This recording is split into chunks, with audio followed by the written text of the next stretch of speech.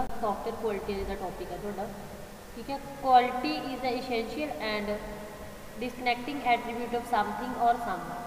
जी quality है मतलब ये बहुत ही ज़्यादा जरूरी है, ठीक है, भी अलग अलग एक्टिविटीज़ में करती है। In software development it is the degree to which a set of inherit characteristics fulfil requirements. भी जी सॉफ्टवेयर के देखिए ये डिग्री की है भी ये सारिया करैक्टरिस्टिक्स लेंदे Qadian requirements. It is the totality of functionality and feature of software product that bear on its ability to satisfy stated or implied need। जिस तरह दी भी जरूरत ने जिस तो आप मतलब कि सैटिस्फाई होंगे वो सारे फंक्शनस को परफॉर्म करती है। तो definition of quality should emphasis the 3 important point, 3 points इसका प्रभाव पैंदा। पहला point software requirement are the foundation from which quality is measured. जी सॉफ्टवेयर रिक्वायरमेंट है ये फाउंडेशन है, रिक्वायरमेंट्स से ही डिपेंड करता भी आप क्वालिटी उत्थों मेजर करने भी किस टाइप की आप क्वालिटी बनावे किसी चीज़ की। Lack of the confirmation to requirement is lack of quality. जेकर आपू रिक्वायरमेंट्स की घाट आ तो क्वालिटी भी की होगी वो वधिया नहीं होगी। Specify the standard define a set of development criteria that guide the manner in which software engineered. कहते ये मतलब स्टैंडर्ड होंगे ने रूल्स, मतलब डिवेलपमेंट क्राइटेरिया के आप वो रूल्स को डिफाइन करते हैं ਜਿਹੜੇ गाइड करते हैं अपने सॉफ्टवेयर को किमें तैयार करना, ठीक है। If the criteria are not followed, जेकर क्राइटेरिया फॉलो नहीं होता तो lack of quality will almost sure ले जाता लेक ऑफ क्वालिटी अपनी घाट है जी जरूर होगी। There is a set of implicit requirement जिन्हों की आपको जरूरत है that after goes the अनमैंशनड।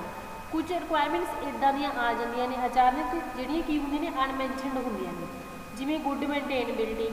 If software conform to it explicitly requirement but fails to meet the implicit requirement software quality is respect. तो उत्थे भी सॉफ्टवेयर की क्वालिटी के उपर इसका प्रभाव है जोड़ा पैंदा ही पैंदा, ठीक है जी। One of the challenge of the software quality is that everyone feels they understand it. भी हर कोई यही फील करता भी उन्होंने किवें समझना। तो firstly we will define the quality. Quality होंगी की ये बारे डिस्कस करते हैं।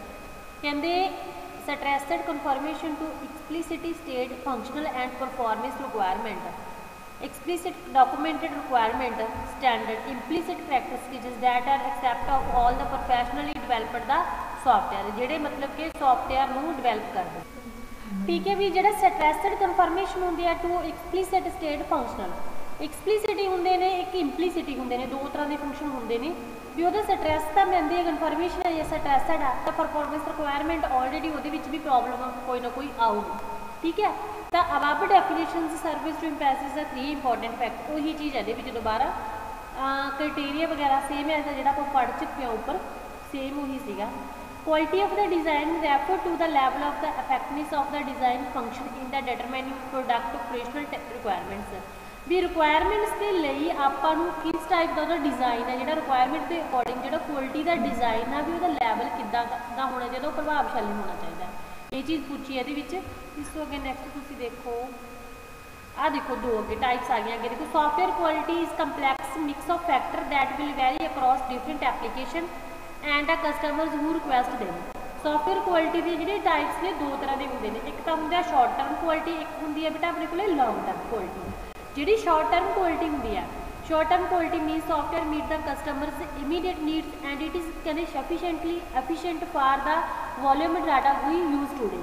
जी शॉर्ट टर्म क्वालिटी होंगी है बेटा ये की होंगी है भी जी कस्टमर दी इमीडिएटली जो अचानक जी जरूरत बन जाती ने उस दिन ही वो पूरी की जाती तो उन्होंने की बोल देना ने short term quality.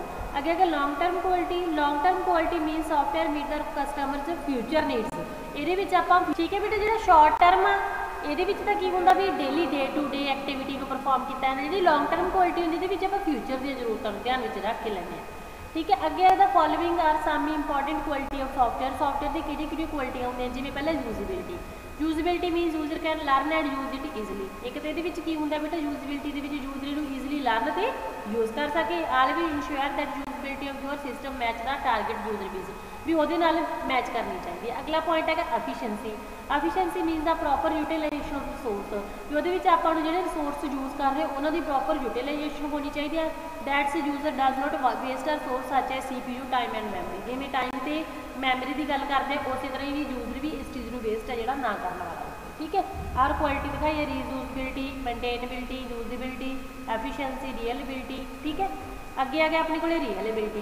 रीअलेबिलिटी means it does what is required to do without failing. ये किस चीज़ की जरूरत है पर कोई चीज़ फेल ना हो। You need to show that your system can perform without failure for specified operating environment. बिना फेलियर के कोई भी सिस्टम अपनी चीज़ों को अगे परफॉर्म कर सकता। ठीक है, आगे maintainability means it can be easily to change and maintain, जो सौखे ढंग नाल चेंज से मेनटेन हो जाए। ठीक है, तो maintainability start with simple and easy to understand design है, ईजिली अंडरस्टैंडेबल होना चाहिए।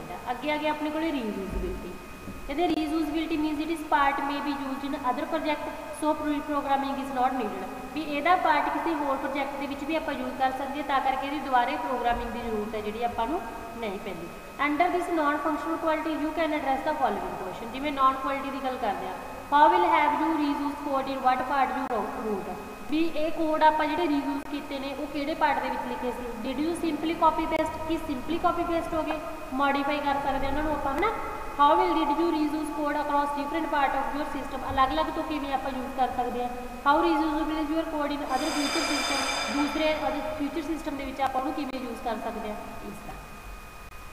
ठीक है, अगे ये आ गए अपने को फीचर्स ने, सॉरी एट्रीब्यूट ने सॉफ्टवेयर क्वालिटी के। कहते द एट्रीब्यूट फैक्टर 5.26 है। Attribute factor that affect the software quality can be categories into two broad group. दो ग्रुप के बनने हैं बेटा आप। Factor that can be directly measure, एक तो फैक्टर आप डायरैक्टली मीजर कर लेने, एक factor that can be measure only indirectly. एक तो डायरैक्टली सीधे तौर पर होंगे, एक असीधे तौर पर होंगे। In each case measurement must occur, तो we must compare the software document program data to some data and arrive at an indication of the quality. Quality के आधार पर इन्होंने चीज़ों बारे अपन पता लगता। जिमें कहते software quality factor focus on 3 important except of the कहते सॉफ्टवेयर प्रोडक्ट तीन से मतलब फॉलो करते। फर्स्ट ऑपरेशनल करैक्टरिस्टिक्स की एबिलिटी हैगी चेंज करने की, अडेप्टेबिलिटी टू न्यू इन्वायरमेंट, नवी एनवायरमेंट को आपके ऐड कर सकती है। इन्होंने तीनों चीज़ों को मिला के सॉफ्टवेयर क्वालिटी के फैक्टर है जोड़े जरूरी ने। जिमें अपने को प्रोडक्ट भी जो आप ऑपरेट करना तो मेनटेनबिलिटी, फ्लैक्सीबिलिटी, टेस्टेबिलिटी जरूरी है, पोर्टेबिलिटी, रीयूजबिलिटी, इंटरऑपरेटेबिलिटी है। देखो जो तक प्रोडक्ट की रिवीजन करते हैं, रिवीजन के 3 पॉइंट आते हैं बेटा, मेनटेन करना, फ्लैक्सीबिलिटी, टेस्टेबिलिटी। जो प्रोडक्ट की ट्रांजैक्शन करते हैं मतलब एक जगह तो दूसरी जगह पर भेजते हैं, पोर्टेबिलिटी, रीयूजबिलिटी, इंटरऑपरेटेबिलिटी। जो प्रोडक्ट के ऑपरेशन परफॉर्म करते हैं वो चेक करते हैं भी प्रोडक्टनेस हैगी है, रीअलेबिलिटी, यूजबिलिटी, इंटीग्रिटी तो एफिशिएंसी। तो पहला आप मेजर क्वालिटी एट्रीब्यूट बारे डिस्कस करते हैं।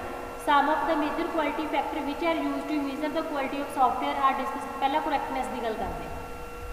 कहते एक program is functionality correct if it is behave according to the specification of the function, it should provide. बेटा जेकर प्रोग्राम की फंक्शनैलिटी करैक्ट तो होगी जेकर यदा बिहेव आ जिमें आप स्पैसीफाई करवाया फंक्शन उस अकॉर्डिंग है। ठीक है, it is common simply to use the term correct. ये कॉमन आप सिंपली कि टर्म यूज करते हो correct rather than the functionally correct. ये सिर्फ आप ये चेकते भी टर्म अपनी करैक्ट है, ये नहीं चेक करते भी फंक्शन करैक्ट है। ठीक है, तो similarly in the context the term specification implies the functional requirement specification. तो उस तरह जी टर्म की स्पेसिफिकेशन देखी जाती भी टर्म की आप यूज कर रहे हैं ना कि वो फंक्शन चेक करते हैं। ठीक है, समझ आ गई इस चीज़ का करैक्टनेस पता लग गई। इस तो बाद आ गया रीअलेबिलिटी।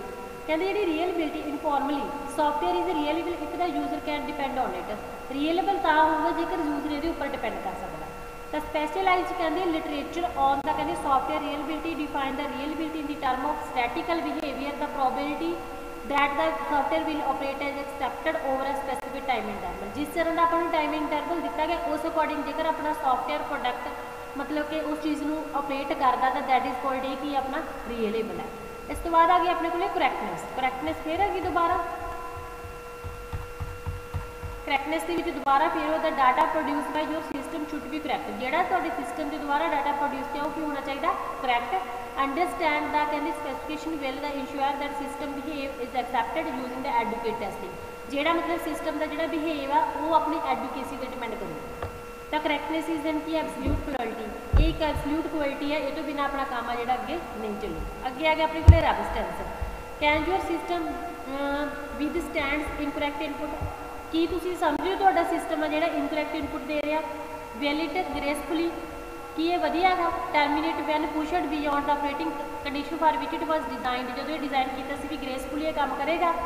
Does it work the user when approaching the breaking point भी ਇਹ ਯੂਜ਼ਰ ਨੂੰ ਵਾਰਨ ਕਰਦਾ ਜਦੋਂ ਬ੍ਰੇਕਿੰਗ ਪੁਆਇੰਟ ਨੂੰ ਲੈਂਦਾ।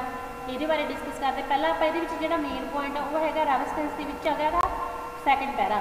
ਇਹ ਪ੍ਰੋਗਰਾਮ ਇਜ਼ ਰੈਬਿਸਟ। ਜੇਕਰ ਆਪਣਾ ਪ੍ਰੋਗਰਾਮ ਰੈਬਿਸਟ ਹੈ, ਇਫ ਇਟ ਇਜ਼ ਬਿਹੇਵ ਰੀਜ਼ਨੇਬਲੀ, ਇਹਦਾ ਬਿਹੇਵ ਕੀ ਹੋਊਗਾ, ਰੀਜ਼ਨ ਹੋਊਗਾ, ਉਹਦਾ ਕੋਈ ਨਾ ਕੋਈ ਕਾਰਨ ਹੋਊਗਾ। Even in the circumstances that ਵਰ ਨਾਟ ਐਂਟੀਸਪੇਟਡ ਇਨ ਦ ਰਿਕੁਆਇਰਮੈਂਟ ਸਪੈਸੀਫਿਕੇਸ਼ਨ, ਵੀ ਇਹ ਕੀ ਆ, ਉਹਦੇ ਵਿੱਚ ਕੁਝ ਨਾ ਕੁਝ ਪ੍ਰੋਬਲਮਸ ਹੋਣੀਆਂ, ਪਰ ਉਹਨਾਂ ਦੀ ਜਿਹੜੀ ਡਿਟੇਲ ਆ ਉਹ ਰਿਕੁਆਇਰਮੈਂਟ ਸਪੈਸੀਫਿਕੇਸ਼ਨ 'ਚ ਨਹੀਂ ਦੇ ਸਕਦੇ ਆਪਾਂ, ਰਿਕੁਆਇਰਮੈਂਟਸ 'ਚ ਨਹੀਂ ਹੋਊਗੀ। For example when it encountered incorrect input data और सम हार्डवेयर माल फंक्शन, ठीक है, ये उदों होंदी है जो एग्जाम्पल ये लेती है भी जो ਆਪਾਂ कई बार इनकरप्ट इनपुट ले लेने वो डाटा भी हो सकता, कुछ हार्डवेयर भी हो सकता, या कोई माल फंक्शन भी हो सकते, ठीक है। Program that assume perfect input and generate unrecoverable run time error as soon as the user individuality type as the incorrect command would not be रबिस्ट।